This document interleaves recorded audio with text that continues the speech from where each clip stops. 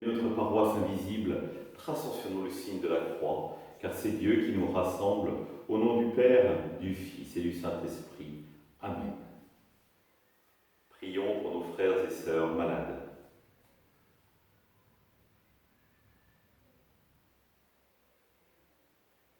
Prions pour tous les soignants et ceux qui œuvrent pour le bien commun.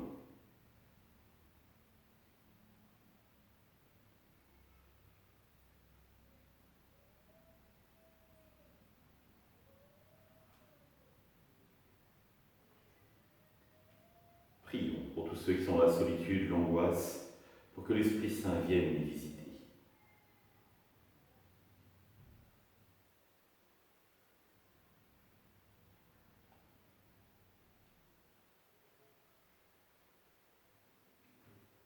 Pour manifester notre communion, je vais maintenant allumer cette bougie au cierge pascal.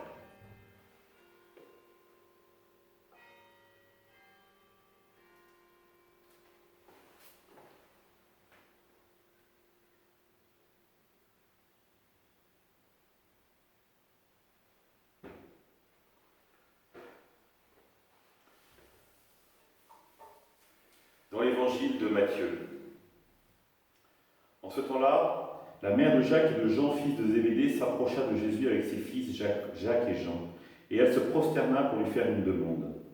Jésus lui dit : « Que veux-tu ? » Elle répondit : « Ordonne que mes deux fils que voici siègent l'un à ta droite et l'autre à ta gauche, dans ton royaume. » Jésus répondit : « Vous ne savez pas ce que vous demandez. Pouvez-vous boire la coupe que je vais boire ? » Ils lui disent : « Nous le pouvons. » Il leur dit : « Ma coupe, vous la boirez. Quant à siéger à ma droite et à ma gauche, ce n'est pas à moi de l'accorder. Il y a ceux pour qui cela est préparé par mon Père. » Les 10 autres qui avaient entendu s'indignèrent contre les deux frères.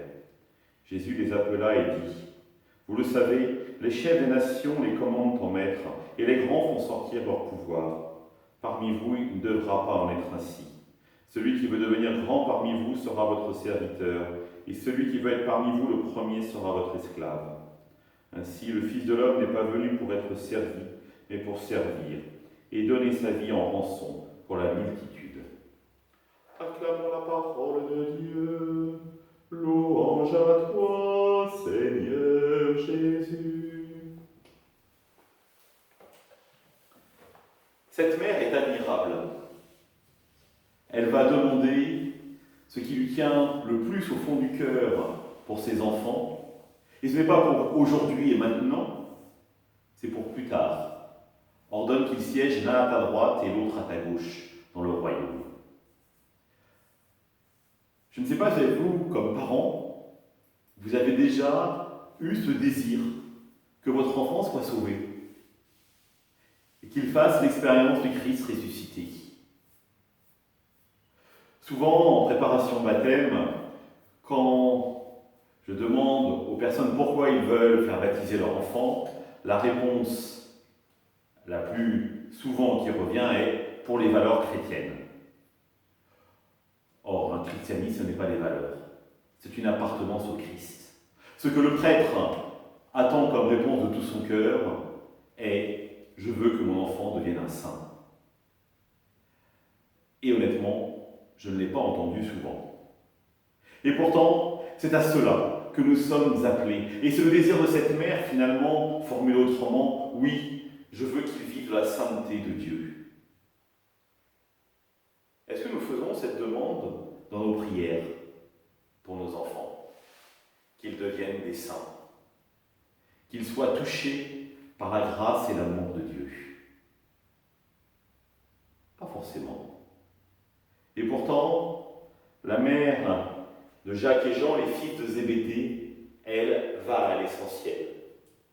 Elle sait que s'ils sont touchés par Dieu et qu'ils vivent de la présence de Dieu, la sainteté de Dieu tout au cœur de leur vie, alors ils ne pourront être qu'heureux. Une autre manière de le demander en permanence à Dieu: envoie ton Esprit Saint sur mes enfants, pour qu'ils puissent véritablement vivre de ta vie. C'est à chacun de trouver sa formule. Mais cette formule, cette prière, nous remet devant l'essentiel. Ce qui donne sens à une vie, c'est la place de Dieu au cœur de cette vie. Et si nous ne sommes pas prêts à le demander pour les autres, c'est peut-être que nous n'en sommes pas persuadés pour nous-mêmes. Oui, nous pouvons peut-être nous interroger. Est-ce que le but de ma vie est de devenir un saint, une sainte? Et quels moyens je déploie pour accueillir ce don de Dieu, de la sainteté, au cœur de ma vie? Pour conclure, je vous invite à prier. Notre Père, qui es aux cieux, que ton nom soit sanctifié, que ton règne vienne, que ta volonté soit faite sur la terre comme au ciel. Donne-nous aujourd'hui notre pain de ce jour. Pardonne-nous nos offenses, comme nous pardonnons aussi à ceux qui nous ont offensés. Et ne nous laisse pas entrer en tentation, mais délivre-nous du mal. Amen. Et que le Seigneur nous bénisse, qu'il nous accompagne notre journée, nous garde dans la paix. Au nom du Père, du Fils et du Saint-Esprit. Amen.